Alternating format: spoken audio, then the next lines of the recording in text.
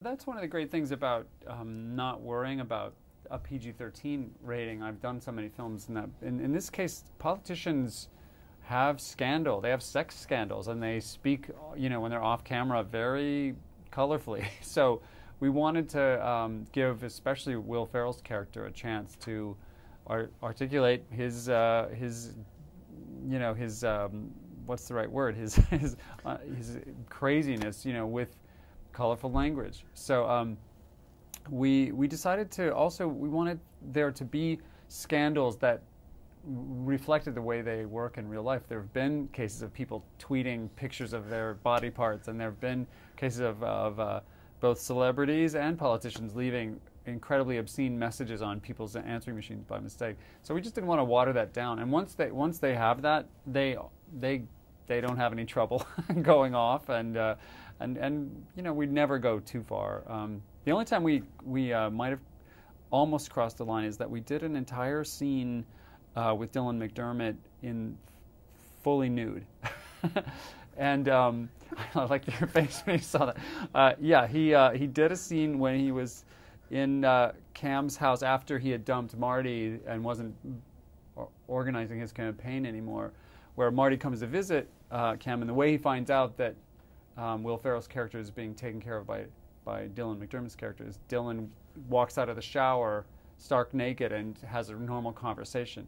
And he's actually doing it to mess with Marty's head, because Marty's so uncomfortable and has some sort of sexual identity issues anyway. So it was a great and very shocking thing, but we decided to cut it in the long run, mostly because it was tied to another story element. But it might have been a very, very striking moment.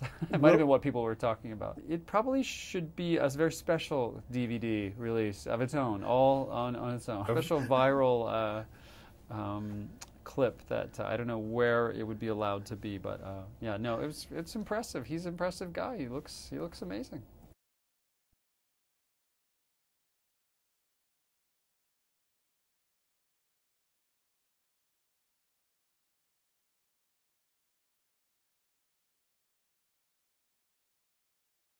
I mostly just try to create a situation where they can feel free to try anything.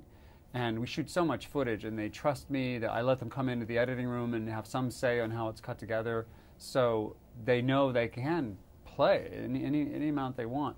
And then I really just try to stay out of the way. And my other favorite thing to do is to throw into the mix excellent secondary performers, tertiary, like the other one or two line people are often great, like the guy in the Rainbow Land debate who jumps up and says, "I'm an American, I'm not going to go to Rainbow Land," where Zach's accused Will of writing a communist manifesto about the Rainbow Land and the pot of gold that was shared among the elves, or some ridiculous thing. So that guy threw a wild card into that scene in that debate that changed everything and made it really fun. So that's my job, is to cast the rest of the movie to create trouble for these guys.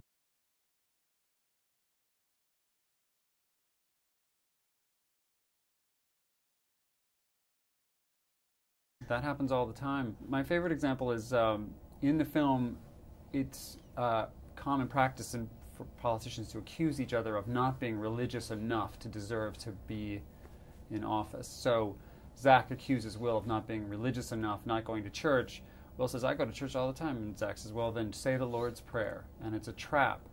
Will doesn't know the Lord's Prayer, and Jason Sudeikis feeds the words to him by sign language from the back of the room. Well, he gets them all wrong, and Jason works harder and makes more and more ridiculous sign language to help him through it. And they improvised that entire thing, and it changed the feel of that whole scene, and also got us 5 or 6 big laughs in the middle of a scene that we didn't see coming.